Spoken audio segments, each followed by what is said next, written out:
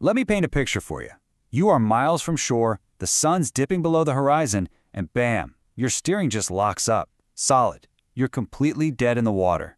Now, this isn't just some small inconvenience. This can be a real emergency. And the craziest part? It's almost always preventable with one simple, but so often overlooked, maintenance task. So let's dive in and break down exactly what that is and how you can make sure this nightmare scenario never ever happens to you. And listen, this isn't just some hypothetical story. The person behind our source material actually lived through this exact scenario. It's what took them from being just another boat owner to an absolute fanatic about maintenance. This experience is what really transforms greasing from just a boring chore you check off a list into an absolutely essential survival skill for anyone with an outboard motor. So this is where we need to kind of reframe how we think about this job. It's not just about keeping things moving smoothly. The source really hammers this home. This is all about prevention, preventing catastrophic failure, preventing that dreaded call to CETO, and yeah, ultimately, making sure everyone on your boat is safe. And you know what's really wild is how all these points are connected. If you neglect the grease, that leads directly to corrosion, especially in that brutal saltwater environment. That corrosion is what causes critical parts like your steering and your tilt to just seize up. And that is what leaves you stranded, staring down a repair bill that is, I guarantee you, going to be 100 times more than the cost of a single tube of grease. All right, so now that we're all sufficiently terrified of the why, let's get into the what and the where. We're going to demystify all the key parts of this job so you can go out and tackle it with total confidence. Honestly, it's way simpler than you think. So, this little guy right here, this is the hero of our story, the Zerk fitting.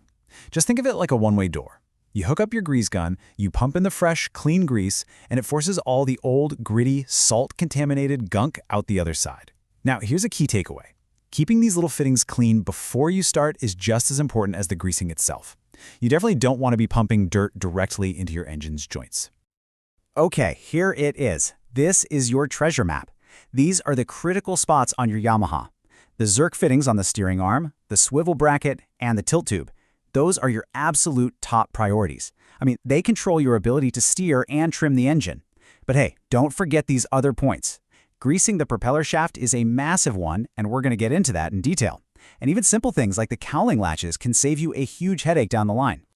Now, I know you might be tempted to just grab any old grease from the auto parts store, but trust me, this is a classic you get what you pay for situation. The source material is absolutely adamant about this. You need marine-specific grease, like the Yamalube WR2, because it's designed to resist being washed away by water. Those cheaper greases, they just break down and disappear, leaving your expensive components totally unprotected. Spending a few extra bucks here is seriously the cheapest insurance you can buy for your motor. So, let's move on to the how. We're going to see how this all builds into a simple routine that really anyone can follow. We'll break it down into 3 easy stages. No special mechanical skills needed, I promise. The process itself is just incredibly simple. First, you clean the fitting. Then, you pump slowly until you see that fresh grease popping out. And finally, you wipe away the excess. And that last step is really important. Why wipe it off? Well, because that extra grease is basically a magnet for dirt and grime, which is the last thing you want anywhere near your moving parts. So remember, prep, apply, clean. That's it. So how often do you actually need to do this? Well, it turns out it depends entirely on where you do your boating. If you're in freshwater, Yamaha's minimum recommendation of once a year is probably okay. But if you're in saltwater, whoa, that's a whole different animal. Salt is just incredibly corrosive, and it destroys grease. So for all you saltwater boaters out there, the source recommends a much more aggressive schedule, every few months during the season. Okay, this is the part where theory hits reality. We've all been there, right?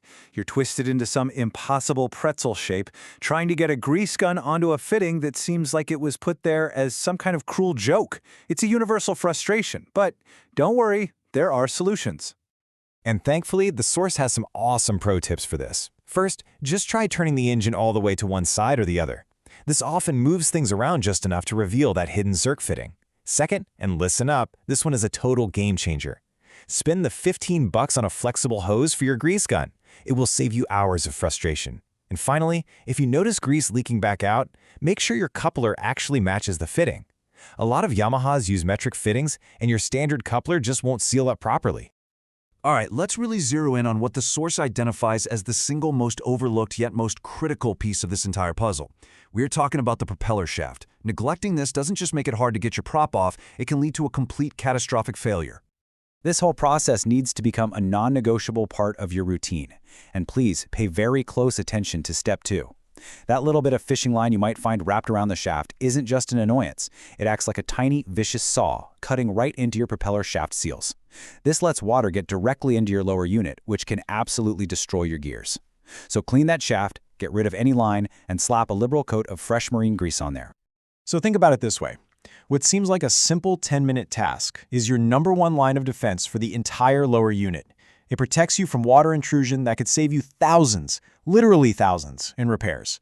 That is the highest return on investment you will ever get in boat maintenance, period. And that really is the core takeaway here.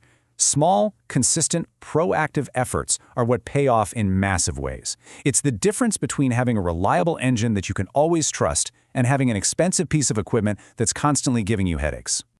So here's your action plan. After this, I want you to go look at your own motor and find every single one of those grease points. Go get the right Yamalube grease and that flexible hose attachment. Set a recurring reminder on your calendar based on whether you're in salt or freshwater, and make a promise to yourself to pull that prop off and grease the shaft at least once, maybe even twice a season. And that brings us right to the final question you need to ask yourself. Is that engine hanging on the back of your boat a trusted partner for your adventures, or is it a ticking time bomb? The answer is in your hands, and it starts with a grease gun.